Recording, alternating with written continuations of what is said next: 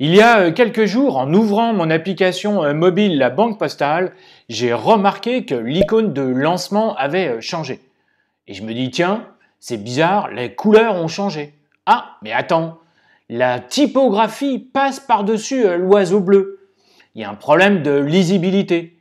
Ah, mais attends, la typographie est ferrée à droite.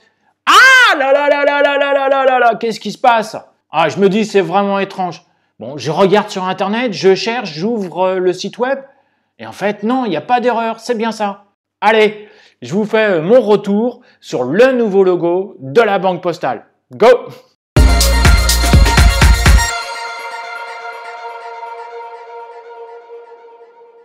Dans mes vidéos, je n'ai pas pour habitude de critiquer le site web, l'application mobile ou encore le logo d'une société sans expliquer. Donc je ne vais pas commencer aujourd'hui. Je voudrais surtout partager avec vous mon retour sur ce nouveau logo. Bien entendu, cette analyse est purement personnelle et n'engage que moi. Ce qui m'intéresse, c'était surtout de relever les erreurs et de faire des propositions pour que ce logo soit plus harmonieux et équilibré. Enfin, avant de mettre cette vidéo en ligne et surtout dans ma démarche de designer, j'ai préalablement contacté des personnes du groupe La Poste et malheureusement aucune personne concernée ne m'a répondu. Et c'est bien dommage car j'aurais bien voulu échanger avec eux et pourquoi pas vous diffuser un extrait d'une vidéo d'un échange. Avant de vous parler du nouveau logo de la Banque Postale, je voulais vous proposer un récapitulatif assez rapide de l'évolution du logo de la Poste, puis de la Banque Postale, pour bien comprendre ce logo, pourquoi il y a un oiseau, pourquoi cet oiseau est devenu bleu plus tard, par qui il a été inventé, etc. Alors, au lieu de vous refaire tout ça, j'ai trouvé un excellent blog qui a été créé par Sébastien Bouissou et je vous mettrai le lien, vous le voyez actuellement à l'image. Et je trouvais que c'était intéressant de le partager avec vous parce que le job a vraiment été bien fait. Et en plus, voilà, il parle des différentes typos qui ont été utilisées, les évolutions du logo, depuis quand, également par qui il a été inventé, les sociétés françaises qui ont travaillé aussi dedans, depuis quand le premier oiseau bleu est apparu. On apprend qu'il a été créé par un affichiste qui s'appelait Guy Georget en 1960 et qu'il a subi différentes étapes, que le premier logo de la Banque Postale date de décembre 2005. La Banque Postale a été mise en ligne, officialisée effectivement le 1er janvier 2006. Et voilà, donc tout ça est expliqué dans cet excellent blog. Je vous mettrai le lien, bien entendu, dans la description. Comme beaucoup de groupes qui possèdent plusieurs produits, plusieurs marques, le groupe La Poste a réuni l'ensemble de ces marques du groupe dans un seul site qui s'appelle le Brand Center que vous voyez actuellement. Ce qui est intéressant, c'est que finalement dans ce Brand Center, on retrouve l'ensemble des marques. Et puis quand on clique sur une marque, ça nous emmène directement sur la possibilité de télécharger les différents logos. Ça, c'est vraiment plutôt bien fait. Et puis également, ça nous donne aussi du contexte, depuis quand ça a été inventé, etc. Et on voit tout de suite dans ce panel en fait de marques, de produits, que la Banque Postale est vraiment très différente du reste, comme un peu My French Bank ou Colissimo. En fait, il y a beaucoup de dissonance même dans ce Brand Center. On voit bien qu'il y a différentes couleurs, que l'oiseau bleu n'est pas présent partout, ou alors pas à la même échelle, etc. Peut-être que c'est une volonté de la marque, du groupe La Poste, je ne sais pas. Moi, à mon avis, ce serait plutôt sympa d'harmoniser tout ça. Bon là, c'est mal parti puisque le nouveau logo de la Banque Postale va rester à mon avis quelques années comme ça. Il faut savoir que d'autres marques l'ont fait auparavant, ce Brand Center, et que c'est intéressant. Et l'un des géants qui l'a déjà fait, eh bien, c'est Google. Ici, je vous montre un site qui s'appelle About Google Brand Resource Center, où on a le même type de site en beaucoup plus détaillé, avec le sponsorship, les médias, l'entertainment, partnership, etc. Les brand elements, on va aller voir ce qui est un peu dedans. Vous avez tous les logos Google, comment il faut les utiliser, au pixel près, comment vous devez le faire. Par exemple, sur un fond noir, la marque Google n'est pas du tout acceptée, etc., etc.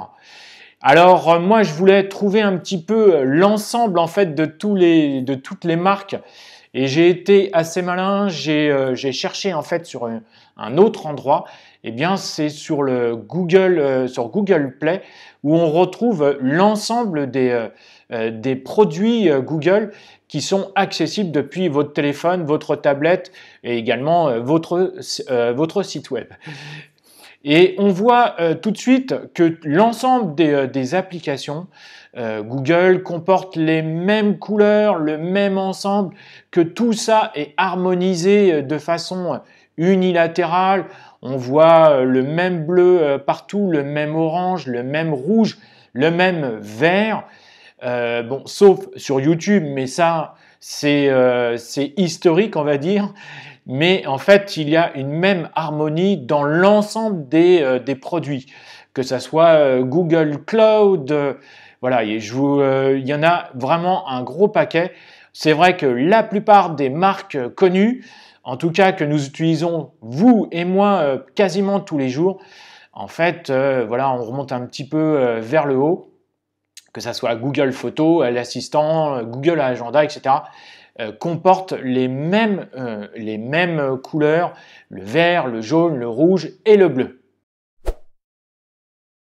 Dans cette partie, je voudrais vous proposer vous montrer l'évolution du logo de la Banque Postale en 3 étapes, puisqu'il y a eu 3 logos depuis sa création.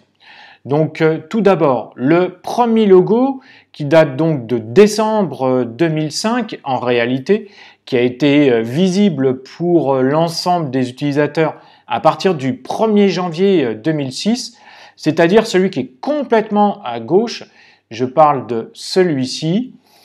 Et on voit bien qu'il y a un carré parfait, la banque postale qui est bien centrée en jaune, et avec l'oiseau qui est bleu et qui est sur un fond métallique blanc dégradé. Ensuite, en 2016, pardon, on passe sur un nouveau logo, toujours dans un carré parfait. On a toujours l'oiseau, mais cette fois-là qui prend plus d'importance. On a vraiment l'impression qu'il va presque s'envoler, puisque en plus il est marqué derrière par un fort ombré et sur un carré qui est avec un background dégradé. Le mot la banque postale a été redescendu et on garde toujours cette identité de jaune avec juste sur le mot là. Et banque postale sont en blanc pour rappeler un petit peu l'oiseau. Et aujourd'hui, on a un nouveau logo qui est vraiment très différent des précédents. L'oiseau est toujours bleu, mais c'est un bleu pâle. Contrairement aux 2 premiers, là c'était blanc et ici bleu. Peut-être qu'en mélangeant le bleu et le blanc, ça fait bleu pâle, pourquoi pas. Et ensuite le mot la banque postale qui est toujours en bas et qui les 3 mots sont vraiment très proches les uns des autres. Et typiquement, on voit bien également que la typographie, l'ensemble de la police a été ferrée à droite. Dans cette partie, j'ai rassemblé, d'après moi, les erreurs de ce nouveau logo. Alors, ici, je vous présente le logo, le nouveau logo de la Banque Postale. Et j'ai voulu mettre en exergue deux autres logos assez forts qui sont bien représentatifs, c'est-à-dire le groupe La Poste et puis également les bureaux de poste qui sont reconnaissables avec cet oiseau bleu, ce soleil. Alors, tout d'abord, on peut voir qu'il y a vraiment une très grosse différence avec les deux autres logos. En fait, le logo de la Banque Postale ne ressemble plus ou quasiment plus aux autres. Tout ce qui est identifiable finalement, c'est cet oiseau. Mais on voit bien que dans les deux autres logos, tout est centré. Par exemple, si je prends le logo La Poste, le groupe, on voit bien que l'oiseau est centré, le nom La Poste est centré et le mot groupe est également centré. Si je prends le logo des bureaux de poste, on voit bien que l'oiseau est centré par rapport au soleil qui est stylisé et également par rapport au mot La Poste. Si on prend le logo, le nouveau logo de la Banque Postale, c'est plus du tout pareil. Le logo, l'ensemble est peut-être un petit peu centré, mais c'est vraiment différent. On a vraiment l'impression que c'est très décalé. Déjà, l'oiseau est décalé par rapport au groupe de mots La Banque Postale. Il est plus grand ou plus petit, on ne sait pas très bien, on a du mal. Mais avec cette branche qui part un peu à gauche, il me semble que le logo est plus grand. Il est caché derrière, il n'est donc pas centré par rapport au groupe de mots. Il est plus grand, il est d'une autre couleur et il est décentré par rapport au reste. Ensuite, comme je vous le disais par rapport au début, par rapport à l'introduction, c'est que le mot la Banque Postale, tous les mots sont rapprochés, mais surtout tout est ferré à droite. Et c'est ça qui me choque finalement le plus, c'est que c'est complètement ferré à droite. Moi personnellement, j'avais jamais vu un logo ferré à droite avec une typographie ou un titre ferré à droite, je ne l'avais jamais vu. Si vous l'avez déjà vu, donnez-moi des exemples, mettez-moi des exemples que vous pourrez trouver sur Internet ou sur lesquels vous avez peut-être travaillé, mais moi, je ne l'avais jamais vu. En presque 20 ans de design, je ne l'avais jamais vu et je trouve ça choquant. En plus, contrairement aux autres logos, on voit bien que tout est détaché, c'est-à-dire l'oiseau est détaché, les mots sont détachés les uns des autres. Pareil ici. Et là, on se retrouve avec le nouveau logo où les groupes de mots, la Banque Postale, passent par-dessus l'oiseau. Mais finalement, on s'aperçoit que c'est juste 3 lettres qui sont par-dessus, c'est-à-dire le B, le A et le N. Pourquoi ça a été fait comme ça? Alors ça, je n'en ai aucune idée.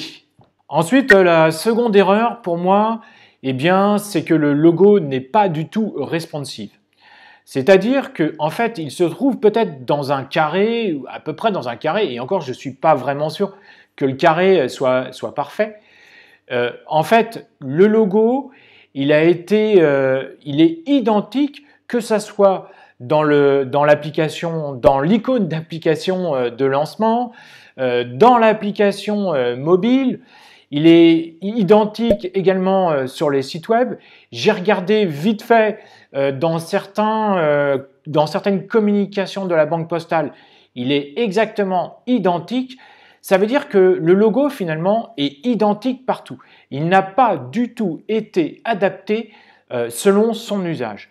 Et moi, je trouve que c'est aussi une erreur, surtout en 2022. Je vous donne un exemple d'un site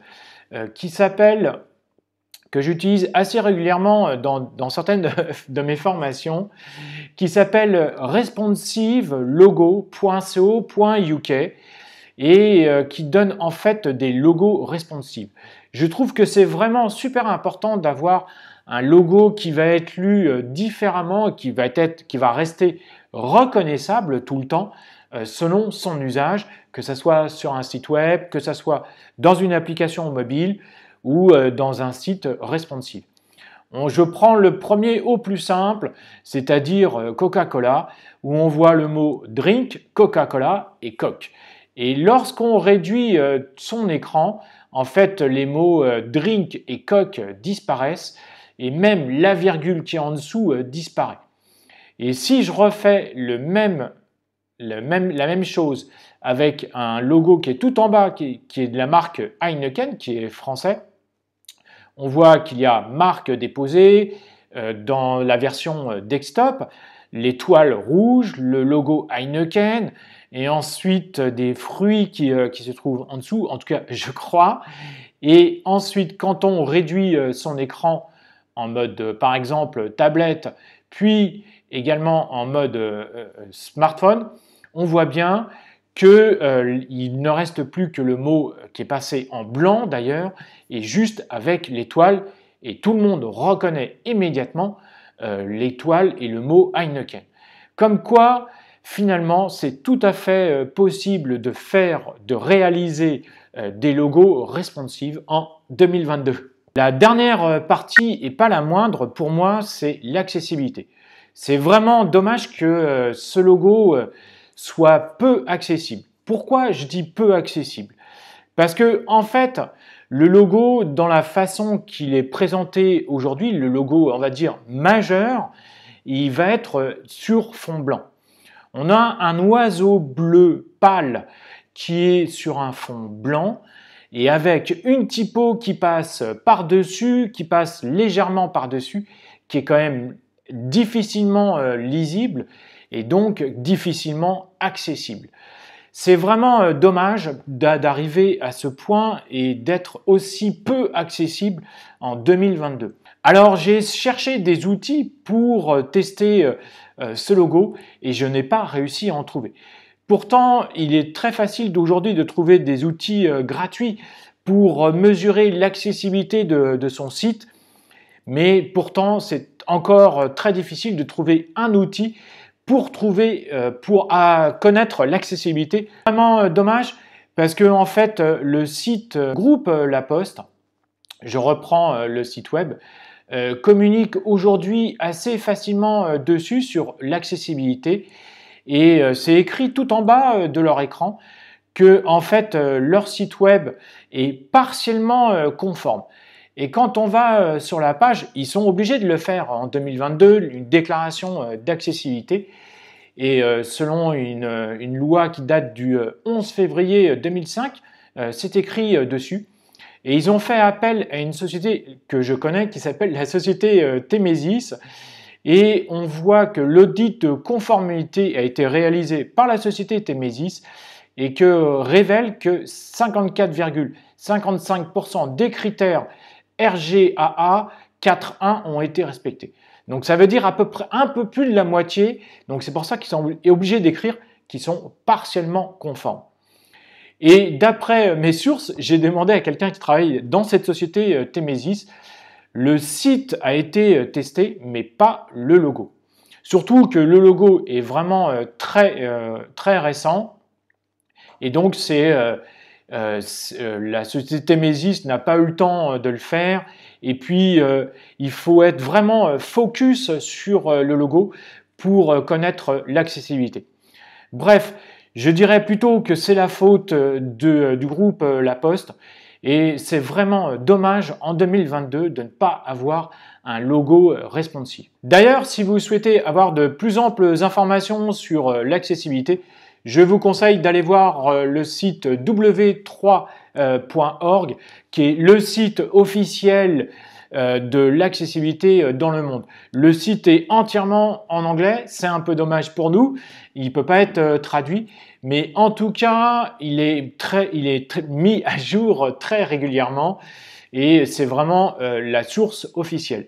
Il y a bien sûr le site du gouvernement français avec le règlement général d'accessibilité, le RGAA. C'est dommage parce qu'il n'a pas été mis à jour depuis 2019, mais ça reste la référence aujourd'hui, en tout cas la norme française. Et puis, il y a aussi Stéphanie Walter qui avait écrit un article dessus sur l'accessibilité, sur les couleurs, etc., qui est très intéressant. Je vous mettrai le lien, bien entendu, dans la description aussi.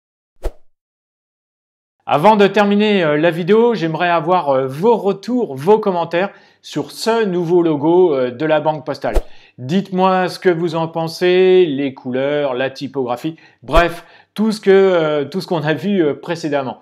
Et puis surtout, ayez un œil de professionnel, dites-moi ce que vous en pensez, mais surtout argumentez vos choix. Ça peut être vraiment sympa d'échanger avec vous. Et si vous avez bien aimé cette vidéo, n'oubliez pas de mettre un like, abonnez-vous à ma chaîne si ce n'est pas encore fait, et je vous dis à très bientôt pour d'autres vidéos. Ciao!